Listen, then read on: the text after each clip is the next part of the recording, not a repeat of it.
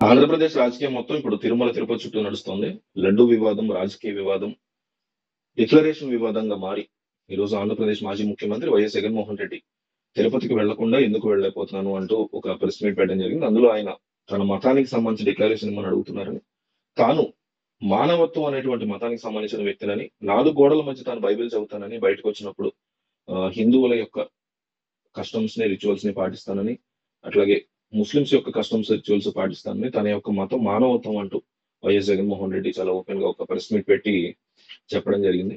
దాని మీద మళ్ళీ ఆంధ్రప్రదేశ్ ప్రస్తుత ముఖ్యమంత్రి చంద్రబాబు నాయుడు ప్రెస్ మీట్ పెట్టి జగన్మోహన్ రెడ్డి కల్తీ జరగలేదని ఎట్లా చెప్తారు, కల్తీ జరిగింది, కల్తీకి సంబంధించి ఆయన మాట్లాడకుండా డిక్లరేషన్ ఇవ్వమంటే ఇవ్వకుండా తాను మొత్తానికి క్రిస్టియన్ అనేటువంటి అంశాన్ని ఆయన ఒప్పుకున్నట్టే కదా అంటూ చంద్రబాబు నాయుడు ఆయన స్టైల్లో ఒక ప్రెస్ మీట్ పెట్టి ఆయన మాట్లాడడం జరిగింది.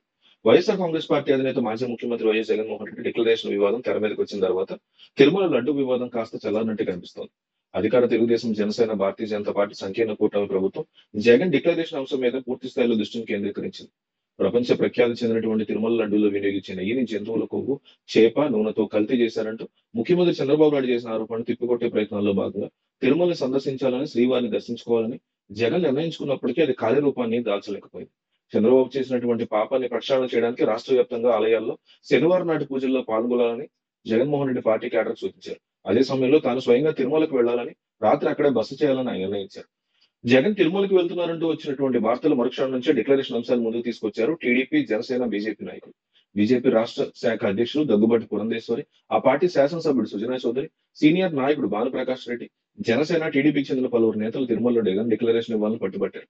జగన్మోహన్ రెడ్డి రానున్నారన్న విషయం తెలిసిన తర్వాత అటు తిరుమలలో కూడా కొత్తగా డిక్లరేషన్ సంబంధించిన ఫ్లెక్సీలు వెలిసాయి. టీటీడీ అధికారులు తిరుమలలో పలు ప్రాంతాల్లో వాటిని ఏర్పాటు చేశారు. హైందవేతరుల ఆలయాల ప్రవేశానికి సంబంధించిన పూర్తి వివరాలతో కూడినటువంటి ఫ్లెక్సీల్ని ఒకటి ఏర్పాటు చేశారు.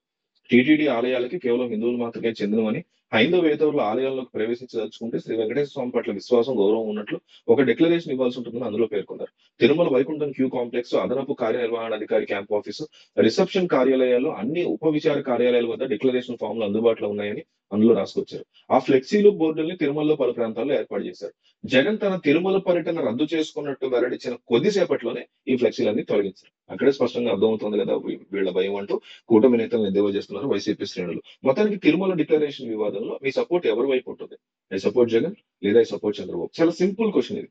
రాష్ట్రంలో ఉన్న ప్రతి ఒక్కళ్ళు, ఈ వీడియో చూసే ప్రతి ఒక్కళ్ళు ఆన్సర్ చేయాలి. ఎందుకంటే జనం ఎవరి వైపు ఉన్నారు అనేది నాయకులకు తెలియాలి. ఈ వీడియో చూస్తారు అనేక పార్టీ వాళ్ళు, కాబట్టి వాళ్ళందరికీ జనం ఎటువైపు ఉన్నారో తెలియాలి. ఐ సపోర్ట్ జగన్ లేదా ఐ సపోర్ట్ చంద్రబాబుని కామెంట్ చేయండి.